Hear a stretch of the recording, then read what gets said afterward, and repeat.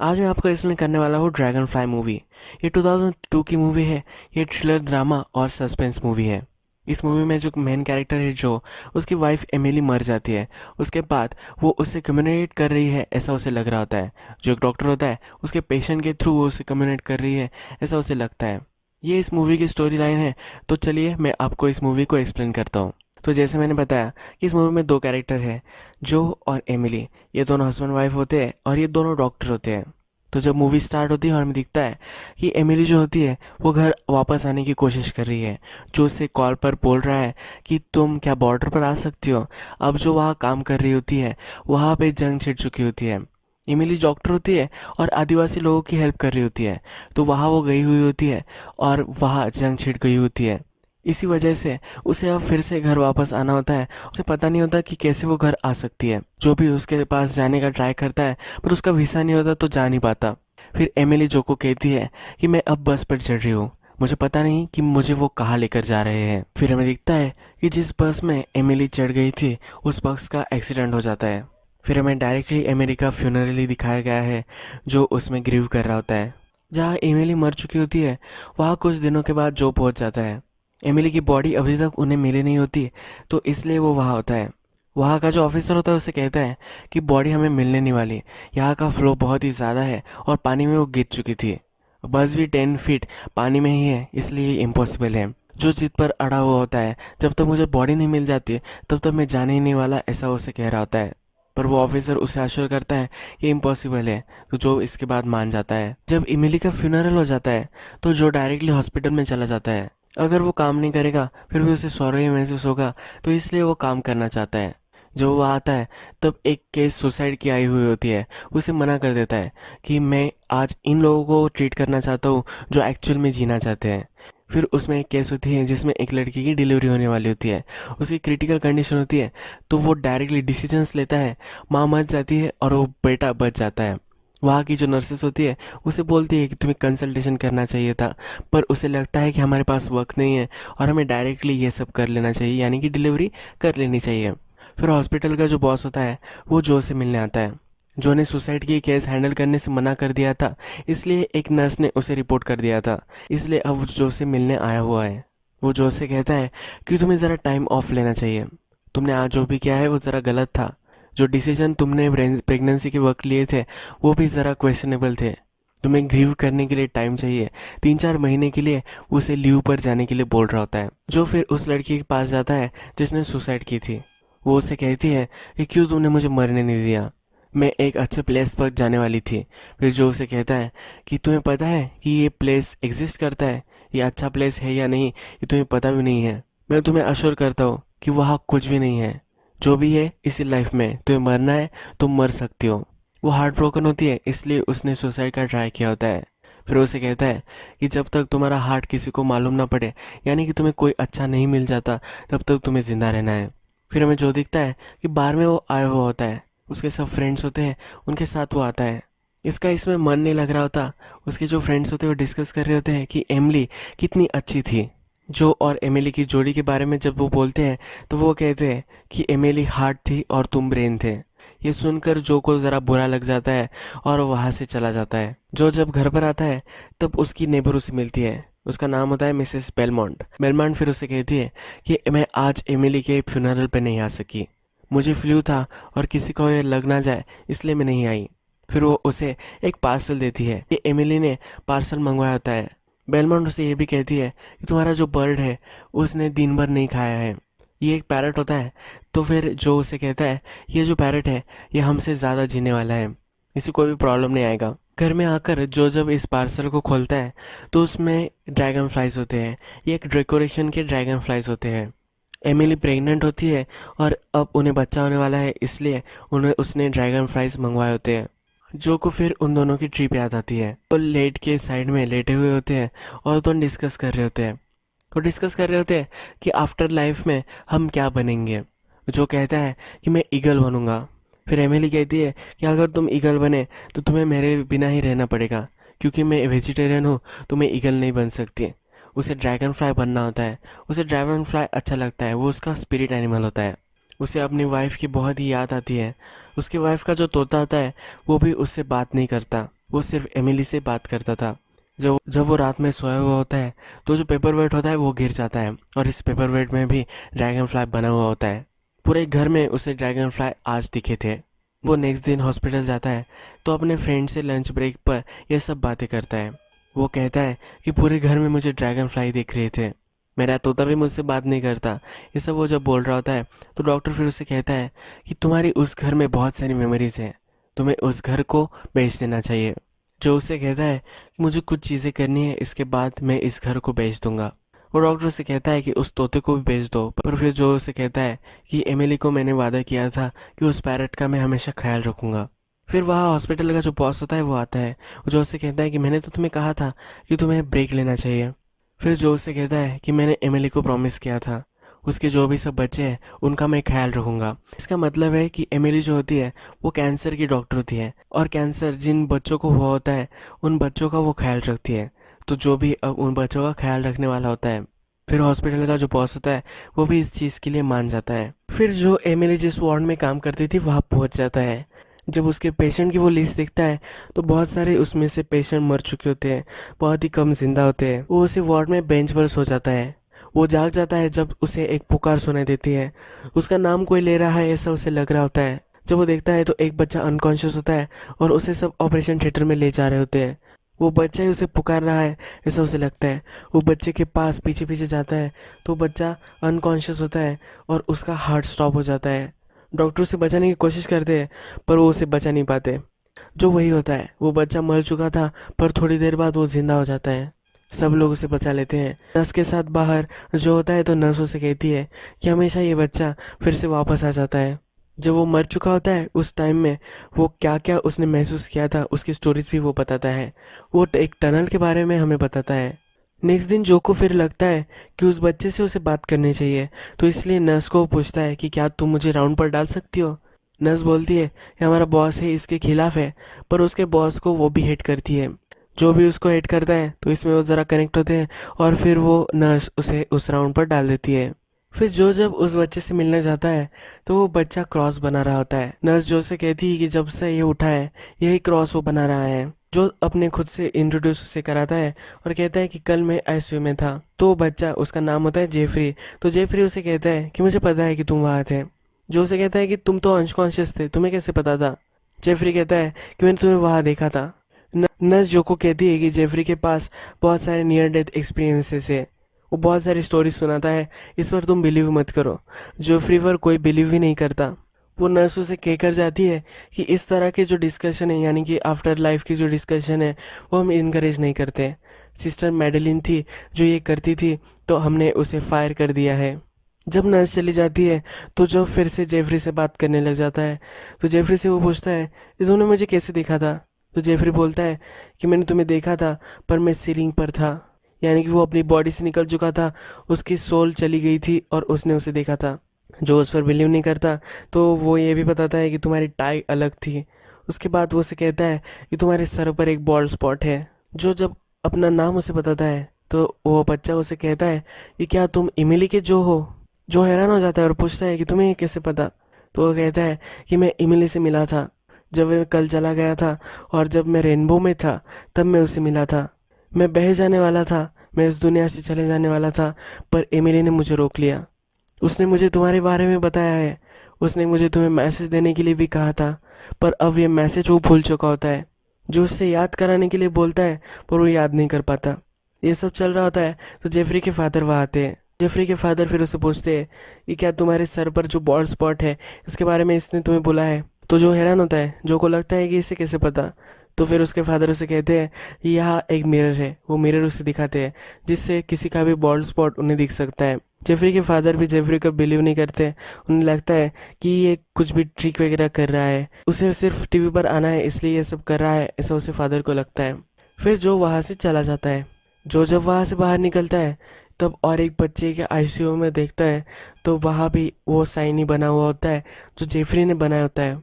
जो रात में अपने फ्रेंड के साथ डिनर करता है तो जो भी किस्सा उस बच्चे के साथ उसका हुआ होता है वो डिस्कस करता है। उसकी एक फ्रेंड उसे एक लेडी से इंट्रोड्यूस कराती है। वो उसे कहती है कि एक ग्रीफ काउंसलर है जो के लिए वो उसे रिकमेंड कर रहे होते हैं। जो को फिर कॉल आता है और वो वहाँ से चला जाता है। वो जो काउंसलर होती है वो वहाँ आकर उसे बात करती है। वो काउंसलर फिर उसे कहती है कि जो भी तुम महसूस कर रहे हो, तुम्हें लग रहा है कि एमिली तुमसे बात करना चाहती है, ये सब एक फॉर्म ऑफ तुम्हारी ग्रीव ही है। तुम एंगर महसूस कर रहे हो, इसीलिए तुम्हें ये सब लग रहा है। जो भी चिढ़ जाता है, जो बोलता है कि मुझे किसी की ज़रूरत नहीं है, क्या मैं फील कर रहा हूँ ये बताने के लिए, मैं जो भी सब चीज़ें महसूस कर रहा हूँ मुझे पता है कि मैं क्या महसूस कर रहा हूँ। उसे एंगर महसूस हो रहा होता है, उसे ग्रीव महसूस हो रही होती है। फिर वो वहाँ से चला जाता है। फिर नेक्स्ट दिन में हमें दिखता है कि रात में जो हॉस्पिटल पहुंच चुका है, वो अब नेक्स्ट बच्चा जो होता है जिसके रूम में उसे वो साइन दिखा था, वहाँ आ चुका है। वह अपने आप को इंट्रोड्यूस कराते हुए बच्चा बोलता है कि मैं तुम्हें जानता हूँ। वो उसे साइन के बारे में पूछता है, जो कहता है कि मैं तुम्हारे वर्क जो था वो एडमायर कर रहा था, यानी कि जो साइन उसने बनाया होता है उसे वो एडमायर कर रहा था, ऐसा उसे बोलता है। तो वो जो ऐसे से पूछता है कि तुम मुझे कैसे जानते हो। वो बच्चा कहता है, जब मैं कोमा में था तो मुझे एक लेडी मिली थी, उसने मुझे तुम्हारे बारे में बताया था, तुम्हारी इमेज मेरे माइंड में उसने डिस्टिल की थी। उसने मुझे बताया था कि तुम मुझसे मिलने आओगे, वो तुम्हें कहीं ले जाना चाहती है। वो उसे पूछता है कि मुझे कहाँ जाना है। तो बच्चा बोलता है कि जो क्रॉस बनाया होता है वहाँ उसे जाना होता है, रेनबो में उसे जाना होता है। फिर जो उससे कहता है कि उस लेडी को तुम कैसे जानते हो। वो कहता है कि कोमा में जब था वो वहाँ मुझे मिली थी, और जब मैं यहाँ इस हॉस्पिटल में पहुँच चुका हूँ तब उसकी इमेज मुझे दिखी थी, वो यही हॉस्पिटल में डॉक्टर थी, ऐसा वो उसे बताता है। फिर वो उसे कहता है कि तुम्हें रेनबो में जाना है। ये बच्चा कुछ स्पेसिफिक नहीं होता, पर वो उसे ज़्यादा हेल्प भी नहीं कर सकता।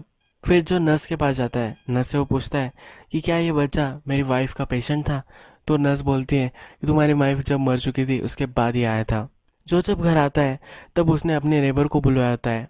उसके नेबर को ये सब बोल रहा होता है कि कैसे वो बच्चे उससे कम्युनिकेट कर रहे हैं, वो सब जो उसे जो महसूस हो रहा है उस बारे में बोल रहा होता है।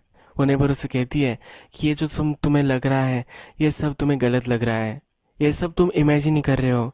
ये जो नेबर होती है उसकी बेटी भी मर चुकी होती है, इसी वजह से वो दोनों कनेक्ट कर रहे होते हैं।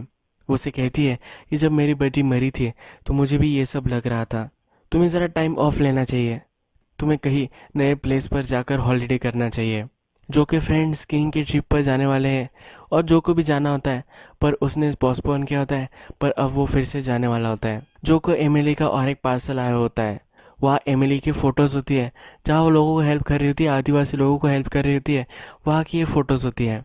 वहाँ बच्चों के साथ वाटरफॉल के पास बहुत सारी इमेजेस उसकी होती है। ये सब जो इमेजेस वो देख रहा होता है, उसके बाद उसे ड्रैगन फ्लाई दिखती है। वो उसे इग्नोर कर देता है और फिर वो सोने चला जाता है। वो जब सोने चला जाता है तब तूफान आ जाता है, सब खिड़कियाँ वगैरह ओपन हो जाती है।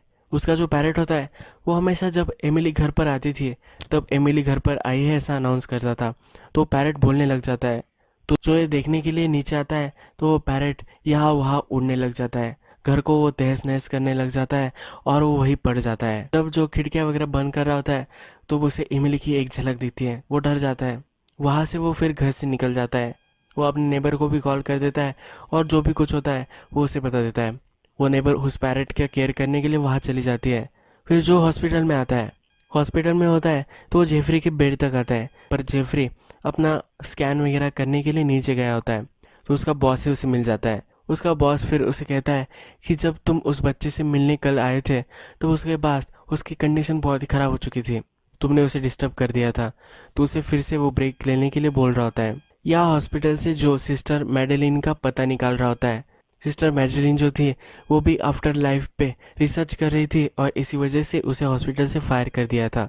जब जो घर पर आता है तब उसकी नेबर उसे कहती है कि एक सीरियस बात मुझे तुमसे बात करनी है। वो उसे गमला दिखाती है और उस पर वही साइन बनाया होता है जो वो बच्चे बना रहे थे। वो उसे कहती है कि ये तुम ही बना रहे हो, अगर तुमने ये बनाया होगा तुम्हें हेल्प चाहिए। वो फिर उसे ये भी कहती है कि यही साइन इस गमले पर भी है और विंडोज़ पर भी है। ये देखकर जो हैरान होता है, फिर वो सिस्टर मैडेलिन से मिलने चला जाता है। जब सिस्टर मैडेलिन जहाँ काम करती है वहाँ जाता है तब सब लोग उसे इनकार करते हैं। सिस्टर मैडेलिन से मिलने हमेशा जर्नलिस्ट जाते हैं, तब सब लोग उससे परेशान होते हैं, तो इसलिए उसे मिलने से सब उसे मना कर रहे होते हैं। जो फिर भी अंदर घुस जाता है और मैडेलिन से कहता है कि मैं रिपोर्टर नहीं हूँ, वो डॉक्टर है, ऐसा उसे बताता है। मैडेलिन फिर से उसे बात नहीं करना चाहती क्योंकि ये जॉब पर होती है और इस जॉब पर उसे निकाला जा सकता है, और अगर इस जॉब पर ऐसे उसने कुछ बात की तो उसे निकाला जा सकता है। वहाँ का जो बॉस होता है वो पुलिस को कॉल कर देता है। जब जो वहाँ से बाहर निकलता है तो पुलिस उससे जब पूछताछ कर रही होती है तो मैडलिन ये सब देख रही होती है। मैडलिन फिर एक बच्चे से एक मैसेज भिजवाती है। इसमें मैडलिन से मिलने के लिए टाइम दिया होता है। फिर हमें चर्च में ये दोनों बात करते हुए दिखते हैं। मैडलिन से कह रही होती है जो तुम्हें लग रहा है ये सब रियल है, ये सिर्फ तुम्हारे माइंड में नहीं है। फिर वो उसे एक्सप्लेन करने के लिए बोलती है कि किसी भी तुम एनेस्थेलॉजिस्ट से पूछो तो वो तुम्हें बताएगा कि जब माइंड अनकॉन्शियस होता है तो उसमें 100 लेयर्स होते हैं, पर जब वो एनेस्थेशिया देते हैं तब 10 ही लेयर तक तुम पहुंच सकते हो। तुम्हें बहुत सारी चीज़ें पता ही नहीं है। वो उसे कन्विंस कर रही होती है जो भी ये सब हो रहा है ये रियल हो सकता है। जो उसे कहता है कि क्या ये मैं इमेजिन नहीं कर रहा हो सकता, तो कहती है कि इमेजिनेशन और रियलिटी में बहुत ही कम फ़र्क होता है। तुमने भी जब डॉक्टर तुम्हें बनना था तो तुम्हें इमेजिन किया होगा कि तुम्हें डॉक्टर बनना है और तुम बन गए। तो रियलिटी और इमेजिनेशन इतने अलग अलग नहीं है। उस सिंबल के बारे में जो उसे पूछता है पर उसे उसके बारे में कुछ भी नहीं पता होता।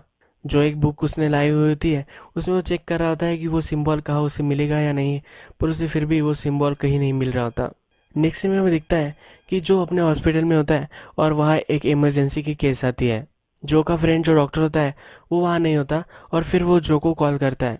वो कहता है कि ये जो आदमी है वो अब मर चुका है तो इसके ऑर्गन्स मुझे चाहिए। ये एक ऑर्गन डोनर होता है तो किडनी ट्रांसप्लांट के लिए ये डॉक्टर उसे होल्ड ऑन करने के लिए बोल रहा होता है। जो फिर उस आदमी के पास जाकर खड़ा होता है। सब जब वहाँ से चले जाते हैं तो जो को लगता है कि ये फिर से वापस आ चुका है। उसका इसी चीज़ जो होता है उसमें स्पाइक उसे दिखते हैं। फिर वो आदमी जो पुकारने लगता है पर ये आवाज़ इमिली की होती है। ये देखकर वो बहुत ही डिस्टर्ब हो चुका होता है। जब सब लोग वहाँ आते हैं तब वो उनसे कहता है कि अभी उसे मत लेकर जाओ, ये अभी भी जिंदा है। जब उसका फ्रेंड भी वहाँ पहुँच जाता है और एक ही चीज़ दिखता है तब इसमें कुछ भी स्पाइक्स वगैरह नहीं होते। जो उस आदमी को लेकर जाने के लिए रेजिस्ट करता है पर सब लोग उसे फिर पकड़ लेते हैं और उसे रोक लेते हैं। इस पर अब पुलिस के चार्जेस लग जाते हैं। वो जेल में होता है तो उसकी नेबर आती है और उसे वहाँ से छुड़वा लेती है। उसकी नेबर उसे कहती है कि अब तुम्हें इस सब से दूर निकल जाना चाहिए, तुम्हारा हाउस वगैरह सब तुम सेल कर दो। तुम्हें क्लोजर नहीं मिला है इसलिए तुम ये सब कर रहे हो। तुम्हें अगर इमिली की बॉडी मिल जाती तो तुम ये सब नहीं करते। उसका क्लोजर उसे ढूंढना चाहिए, ऐसा उसे कहती है। जो भी अब ये सब करने के लिए मान जाता है। वो अपने फ्रेंड के पास जाता है और अब वो ट्रिप पर जाने वाला होता है। हाउस को भी वो सेल करने वाला होता है। वो फिर हाउस में होता है और सब पैकिंग कर रहा होता है। जब वो फिर से घर में आता है तब वो जब सब चीज़ें उसने पैक की थी उसमें से सब चीज़ें तहस नहस हो चुकी है। वह उसे उसका मैप मिलता है जहाँ उसे जाना होता है। इस मैप को ओपन कर लेता है और इस मैप में फिर उसे वो साइन दिख जाता है जो वो बच्चे बना रहे थे। फिर वो अपने इंस्ट्रक्टर को कॉल लगाता है, उससे पूछता है कि साइन क्या है। तो इंस्ट्रक्टर उसे कहता है कि वाटरफॉल का साइन है। फिर इमिली ने उसे जो फोटोज सेंड की होती है वो देखता है। इस फोटोज में भी वाटरफॉल होता है और उसे रेनबो भी वहाँ देखता है। अब उसे पता चल जाता है कि वो सही डायरेक्शन में जा रहा है, उसे उसे फॉलो करना चाहिए। फिर वो उस जगह पहुंच जाता है जहाँ एमिली थी। वहाँ वो एक फ़्लाइट हायर कर लेता है जहाँ से वो एमिली जहाँ थी वहाँ वो पहुंच सके। जब वो फ्लाइट में होता है तो ये पायलट उसे उस एक्सीडेंट के बारे में कहता है। वो उसे कहता है कि बहुत सारी बॉडीज़ शोर तक आ चुकी थी। एक गांव है जहाँ तक ये पहुँच चुकी थी। इस गांव की कनेक्टिविटी पूरे अब वर्ल्ड से नहीं है। फ्लड ने सब बर्बाद कर दिया था और जो बॉडीज़ उन्होंने अब गाड़ी हुई होती है वो जो को देखनी होती है। वहाँ के लोकल से बात करने के लिए पायलट को उसने लाया हुआ होता है। वो पायलट फिर इन लोगों को बताता है कि इसको उसकी वाइफ की बॉडी देखनी है, तो वो लोग मान जाते हैं। ये आदिवासी लोग उसे कहते हैं कि हम तुम्हें जहाँ उसे गाड़ा है वो जगह तो देख सकते हैं पर हम तुम्हें गांव तक नहीं ले जा सकते, ये रिस्ट्रिक्टेड होता है। फिर ये सब लोग वहाँ जाते हैं। जो जब वहाँ होता है तब उसे वाटरफॉल दिखता है। वो उसे पता चल जाता है कि कहाँ गाँव है। जो उस आदिवासी लोगों को इमिली की फोटोग्राफ दिखाता है। वो फिर दोनों लोग झगड़ा करने लग जाते हैं। एक बोल रहा होता है कि गांव तक इसे ले जाना चाहिए पर दूसरा उसे रिस्ट्रिक्ट कर रहा होता है। जो को वाटरफॉल दिख रहा है तो वो डायरेक्टली वहां से भागने लग जाता है। वो ड्राइवर भी उसके पीछे भागता है। वो भागते भागते एक कड़ा पर आ जाता है। वहाँ नीचे पानी होता है तो पानी में भी वो डूब जाता है। उस पानी में उसे जिस बस में इमिली थी वो बस उसे दिखती है तो उस बस में वो चला जाता है। उस बस में थोड़ा थोड़ा पानी भर रहा होता है, फिर भी उस बस में ही वो रहता है। इस बस में जब पूरा पानी भर जाता है और वो भी अब अनकॉन्शियस हो जाता है तब उसे इमिली उसके सपने में दिखती है। फिर इस विजन में उसे दिखता है कि एमिली जब उस बस में थी तो वो जिंदा थी। वो अनकॉन्शियस होकर उस गांव तक पहुंच गई थी। जब जो को ये पता चल जाता है तो जो पायलट होता है वो उस बस से उसे निकाल लेता है, उसकी जान बचा लेता है। वो पायलट उसे बोलता है कि अब हमें फिर से वापस चला जाना चाहिए। हम जब रात तक पहुंच गए तो हम यहाँ से बचकर निकल जा सकते हैं। जो अब भी जाने के लिए रेडी नहीं होता और गांव की तरफ भागने लग जाता है। वो पायलट भी उसका पीछा करता है क्योंकि ये पायलट अगर अकेला गया तो उसका लाइसेंस जो है वो छीन लिया जा सकता है। तो इसलिए अब उसके पास चॉइस नहीं होती और जो का वो पीछा करता है। जो जाते जाते इस गांव तक पहुंच जाता है। जब जो वहां पहुंचता है तब सब आदिवासी लोग इसको घेर लेते हैं। फिर वो अपनी वाइफ की तस्वीर उन सबको दिखाता है। वो सब लोग इसकी वाइफ को जानते हैं। वहाँ फिर एक ओल्ड लेडी आती है।